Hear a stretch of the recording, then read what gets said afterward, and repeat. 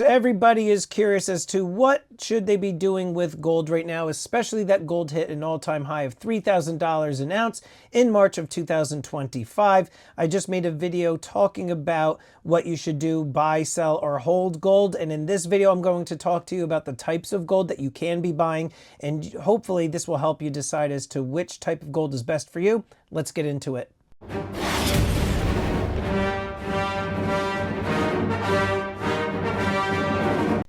All right, so as many of you know, gold just hit $3,000 an ounce, and analysts are saying that gold is expected to hit $3,500 an ounce this year, which is mind-blowing. If any of you hold gold right now, I know a lot of you are probably like me. You're so excited that the precious metal that you believe in so much has gone up in value. You're patting yourselves on the back that you made a sound decision in your savings method, and you're just seeing the value of your stack grow. But also, I know, at least I could speak for myself, that I wish that gold would drop in price just a bit so that way I could accumulate more.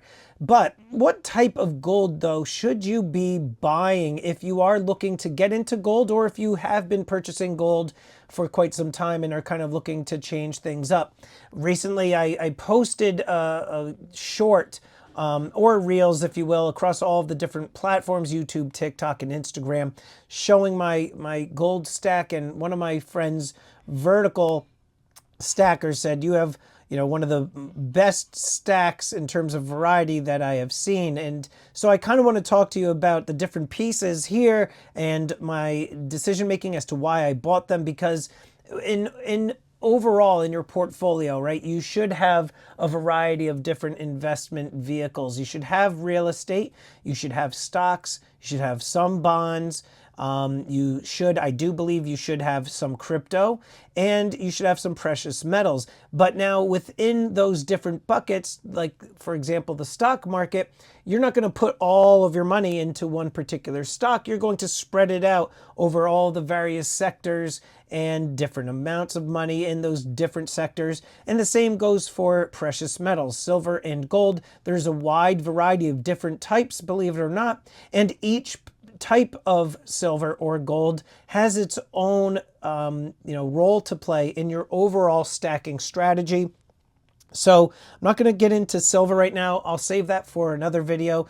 But let's just talk about gold. Here you see before you a variety, different types of gold, different sizes, different purities. And I'm just going to jump into this in no particular order, but the base of my stack used to be the Gold Eagle, which in North America is the most popular gold coin, except for its rival, the Gold Buffalo. If I could grab that here. Gold Buffalo is also extremely popular in North America, specifically in the United States. Now, the difference between the two is, you could see by the color, the purity, okay? This is pure gold, all right? 49's fine, whereas the Gold Eagle is 0.91, what is it, 675, something like that. This has a tinge of copper in it, but these coins both contain 1 ounce of gold. A lot of misconceptions with the 1 ounce Gold Eagle. They feel that because it's not pure gold that it contains less gold, and that's not true. This has 1 ounce of gold in it, but it also has trace amounts of copper. Every once in a while you do get comments, people saying, oh, I like the Gold Eagles because you have 1 ounce of gold and then you get a little extra copper for free. It's minuscule. You're talking, it's like air. It's such a finite amount, so don't get too hung up on that. So going back to the base of my stack, used to have Gold Eagles, and I had, I think, around 13 of the 1 ounce Gold Eagles. But what ended up happening, and some of you who have been stacking for quite some time have noticed, that the price of Gold Buffaloes and Eagles finally hit equilibrium. And what I mean by this is, for quite some time, the Gold Buffaloes were always about $75 to $100 more per coin than the Gold Eagles. So I wanted to stack gold. I wanted to stack as much as possible. And so I was doing the 1 ounce increments, however, it was more expensive to buy the gold buffaloes. So I would keep stacking the gold eagles, and I bought my one buffalo that I was hemming and hawing over, and I finally decided to pull the trigger and bought it, and I only had one in the stack. As time progressed, the buffaloes came down in price. I don't know why. I haven't seen anything in any articles or anything as to why the prices of these have come down, but now these are equal in price to the gold eagles. So what did I do? I sold the gold eagles, and then I ended up buying gold buffaloes, and I completed a tube. So I've got 20 of these in my stack. That's the base of my stack. If I ever need some money, if I've got any sort of like home improvements or something that I need to do, I will sell some gold buffaloes, and then over time I will acquire them back and replenish the tube. So that's what my thinking was for the gold buffaloes. And as for just the 1 ounce gold eagle, I have it essentially because I feel like you have to have one in your collection or your stack, but also for video purposes. I sometimes am making videos trying to explain different things about gold eagles, so I like to have them in different sizes. So this is a 1/4 ounce proof. I've got a 1/2 ounce. There it is, a 1/2 ounce proof. And then I've got some 1/10 ouncers, as you could see here. I got some slabbed. So just for size comparisons and video purposes, okay? So that's why I've got those. But the rest of the stack, more or less, is kind of collectible, with the exception of the gold dos pesos. Now, I don't know if you're familiar with the gold dos pesos coins, but the gold dos pesos coins, I have some raw here too, not in the capsules. Gold dos pesos coins, they're about a 20th of an ounce. They're about half the gold weight of a gold 10th ounce eagle. These are like 0.048, I believe, if I'm not mistaken. Correct me if I'm wrong, but I think it's 0.048 ounces of gold. So you're looking at around a 20th of an ounce. But the Mexican gold is very, very popular. I've noticed in all of my live stream sales that just people love the gold dos pesos. They're beautiful, and they allow you to stack in fractional weights and not necessarily break the bank. So if you've got that, that itch that you just are looking to spend some money, they're going to run you right around the time of the recording of this video, about $170, $180 per. So these aren't collectible, but I have them because they are beautiful. I've got a little more than a tube, which is, excuse me, 20.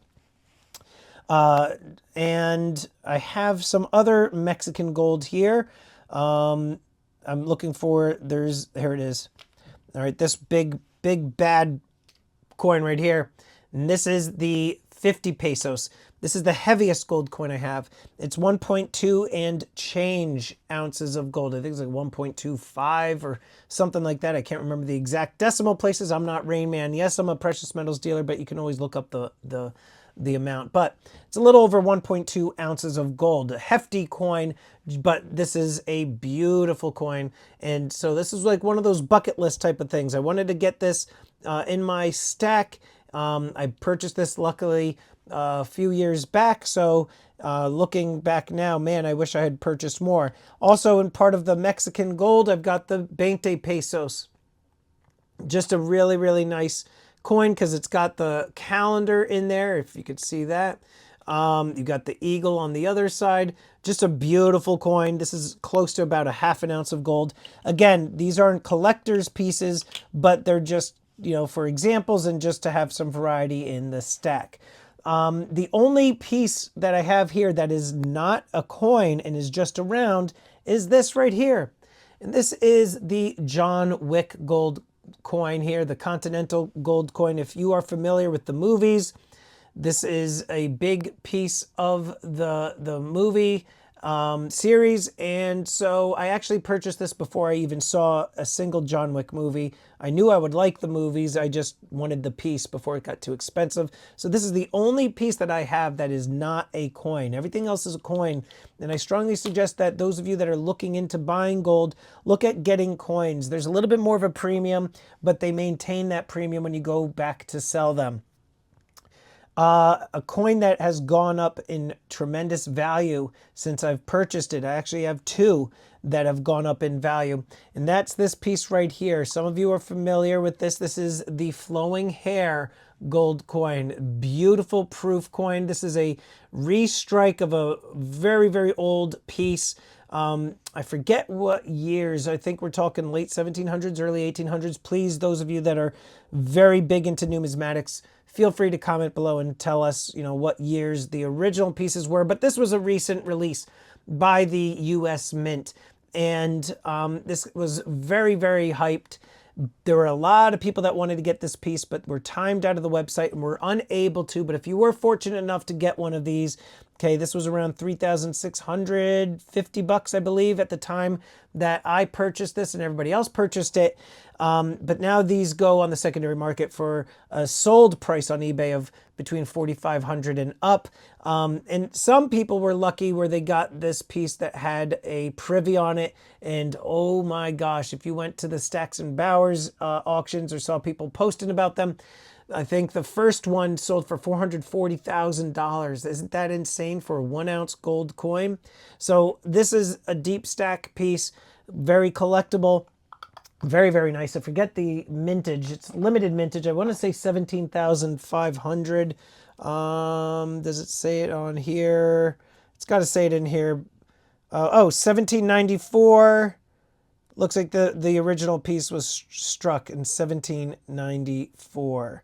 But where the heck is, I don't know, I don't feel like reading all that as I'm recording this, but I think it was like 1750 in terms of the mintage. No numbers are jumping out at me, and I don't feel like, there's too many words here. I'm not reading all that stuff. This coin too was a surprising piece.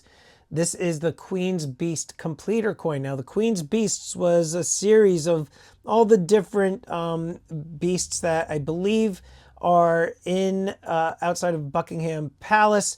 Those of you that are British, correct me if I'm wrong, but they released 1/4 ounce and 1 ounce pieces of each of these. And then they ended it with the Queen's head here in the center with each of the beasts around it.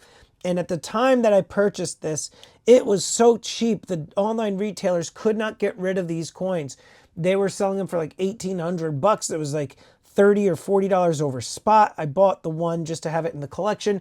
These are going for, well, before gold hit 3,000 an ounce, these were going for $3,000 per, and gold was at like 2,200. So these have appreciated in value tremendously. I also happen to have these Chinese Myths and Legends coins.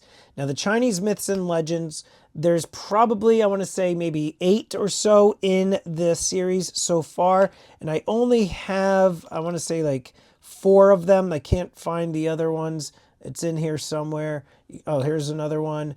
There's another 1 or 2 in there. I can't find them. But we've got the dragon and the tiger, a very expensive coin now, highly collectible. I believe the mintage on these was only 5,000, maybe a little bit more, maybe 7,500, but very, very collectible pieces.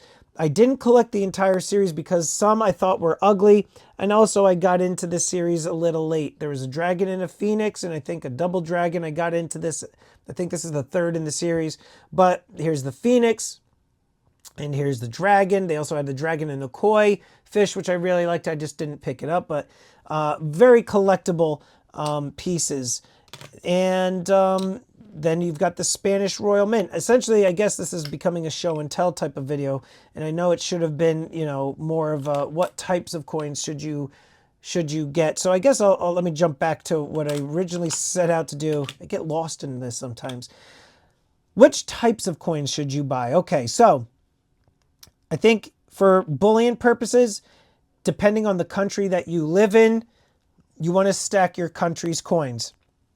If you're in North America, in Canada, you want to be stacking the Maple Leafs. North America, like United States, you want to stack the Buffalo or the Eagles. If you are in Africa, in the continent of Africa, maybe the Krugerrand. Even, I would argue in the United States, dare I say, that you buy the Krugerrands. I don't like those coins, but they have like the cheapest premiums. If you're in Europe, right, obviously you've got the Philharmonics, and you also have the Britannias. Right back here are the Britannias. These also are very popular over in England. But essentially you want to stack the gold coins of your nation, or at least your continent, because that is, going to sell and hold its value the most over by you. In Australia, it's the kangaroo.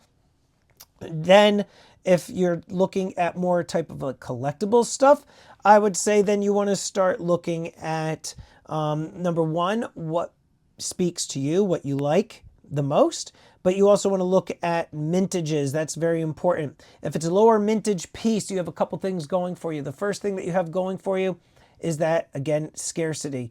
Lower mintage means higher premium, but that means that there's always going to probably be, depending on the series, there's always going to be buyers for it. And the higher premium is going to hold itself. The other thing too is you have to remember, when you're buying gold, what you have working for you is that the price of gold seems to always be appreciating. Yes, there's going to be some dips along the way, but the trajectory is a consistent upward trend. So there have been times where I've made money on a particular gold piece, not because of the premium, but because the spot price has gone up. The other thing you want to consider is pre-33 gold, which is right here. Now, I don't have any raw pre-33 gold, and there's a reason for it.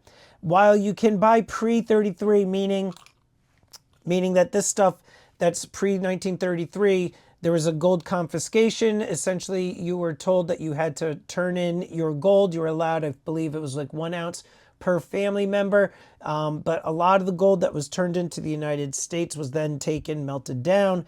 But the coins, they have a numismatic value due to just the scarcity that they made it out until, today. The thing is with these is getting them slabbed, in my opinion, is important. You want to get them slabbed because there's really no questioning to what the grade is. There have been times where I've gone to sell my pre-33 raw coins, and I had a difficult time getting the money back, or the money that I wanted for the piece, because while I thought it was a particular grade, the buyer thought it was a lower grade, right? They were trying to pay less for the particular piece. So if you are looking to buy pre-33 gold, I urge you to get them slabbed and graded. Yes, you can buy them raw for a discounted price, but when it comes time to sell them, you are probably going to get hosed. So I would suggest that you don't do that. So pre-33, get them slabbed and graded. They're nice pieces.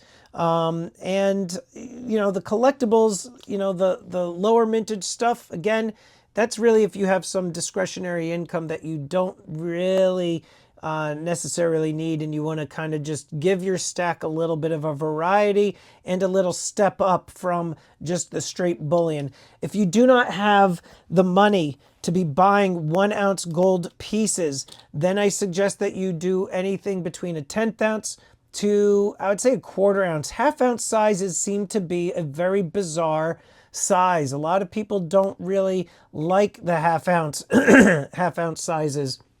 I've been buying and selling for 6 years now, and I rarely get any requests from people for 1/2 ounce gold. It's usually 1/10 ounce, 1/4 ounce, or full ounce pieces. So I strongly suggest that if you are looking to buy 1/10 ounce pieces, look at, again, just the bullion pieces from your country, but you can also look at getting something like this, which I do suggest that you consider, because the premiums are slightly more than what you would be paying for a regular 1/10 ounce piece, but they appreciate tremendously. So for example, I'm grabbing the kookaburras here. Kookaburras, I got 5 or 6 of them, 5 I believe. There have been 5 so far. These 10th ounce beauties have gone up in value tremendously. The first in this series is worth quite a bit of money. If you are looking to build a collection, I strongly suggest that you look at getting 10th ounce pieces, maybe even lunar pieces. Because again, these lunar pieces, they have a little bit more of a premium over a 10th ounce piece. But when you go to sell them, there's going to be a collector that wants them, and you most likely will be able to get a little bit more money for your gold. So, you know, I'm hoping that this explanation helps some of you that are watching the video as to the different types of gold that exist. I don't own any gold bars or generic stuff like that. I don't, you know, really like the generic stuff. Even though there's very low premium on generic bars and 1 ounce bars in cards and assays, I just don't like them. I think that coins are the better way to go because they have a little bit more of a premium, but I think there's more desire for them. So let me know in the comments below, what type of gold are you looking to get, if any? What is it that you stack the most of? Or if you're thinking about stacking, which way are you leaning? What are you thinking about buying? Let me know in the comments below, guys, and I will see you on the next one.